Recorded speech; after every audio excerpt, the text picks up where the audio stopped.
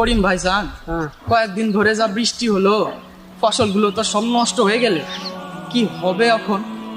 সেটা তো আমিও ভাবতেছি উসমান ভাইয়া, চারিদিকে এত ধার দে না, কেমনে যে সামাল দিব বুঝবার কোনো তাল পাইতাছি না। 2 মাসের মধ্যে জমিদারকে টাকা না দিলে যে আমাদের বাড়িতে এসে হানা দিব। আল্লাহ এখন কি ভাইবা রাখছে আমাকে গুনে, কেমনে ক আল্লাহ যদি চায় ওরা বাড়িতে এসে হানা দিব তাহলে দিব, আর আল্লাহ যদি এইসব কিছু না চায় তাহলে দিব টাকা জোগাড় করে কোনো মতে। ভাইজান, এইটা তুমি একদম ঠিক কথা কইছো, সবই এখন আল্লাহর দোহাই। চল মাঠে চল, কয়টা ঘাস পাতা টোকায় আনি, গরু ছাগলের তো আর না খায় না রাখান যাইবে না। চল চলো চলো ভাইজান।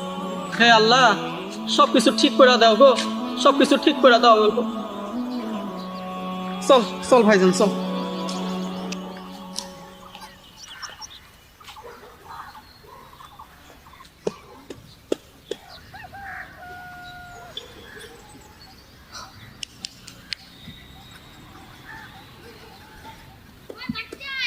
ভাইজান, আমাগো আব্বা আমি মরে যাওয়ার পর ঘরটা না খুব ফাঁকা ফাঁকা মনে হয়, নিজেকে খুব হালকা হালকা লাগে।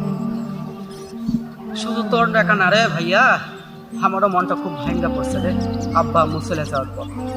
জীবনে আব্বা আম্মু বাইসে থাকা মানে মাথার উপর একটা মস্ত বড় ছাদ থাকা, আর এখন এই ছাদটাই আমাকে নাই। ভাইজান, আল্লাহর কাছে যখন চলে যাওয়ার সময় হয় না, তখন আল্লাহ নিজেই ডাইকা নিয়ে যায়, তাই না? এটা একদম তুই ঠিক কথা কইছিস রে। তখন আমাকে নিজেকে সামলাইতে হবে, নিজেকে বাড়ি ঘর, নিজেকে সব কিছু।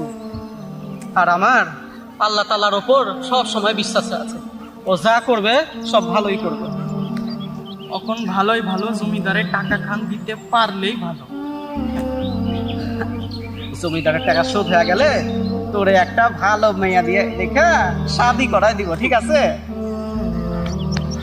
নে নে নে, তাড়াতাড়ি তুল তাড়াতাড়ি তুল।